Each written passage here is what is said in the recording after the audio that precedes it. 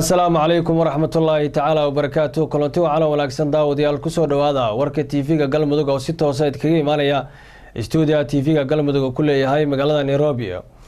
Warkana waxa idin la socodsiinaya anigoo Cabdiqani Xasan Qoordheera. Qodobada warkeena ugu door karoon waxa kamid ah Ra'iisul Wasaaraha Soomaaliya Mudane Xasan Cali Kheyre wafdi hogaaminaya ayaa soo gaaray magaalada Nairobi ee dalka Kenya iyadoo garoonka diyaaradaha ay ku soo dhaweysay wasiiradda arrimaha dibadda Kenya.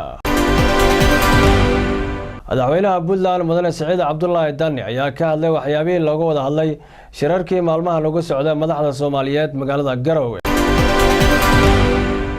Kulan looga hadlayay dhismaha wadada laamiga ee xiriirisa magaalooyinka Matamaan iyo Gaalkacyo ayaa lagu qabtay magaalada Dhuusamareeb. shacabka ku nool magaalada Muqdisho ayaa ka hadlay aragtidooda shirarkii dhawaanahan ka dhacay magaalada Garowe ee lagu xalinayay khilaafaadka dowlad goboleedyada ee dowladda Soomaaliya.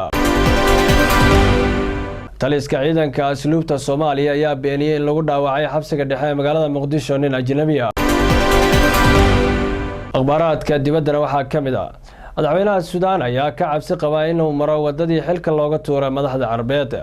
qodobadaas iyo qodobo kale ayaad ku daawan doontaan iyo xubintii ciyaaraha ku soo dhawaada warka TV-ga Galmudug oo fidsan.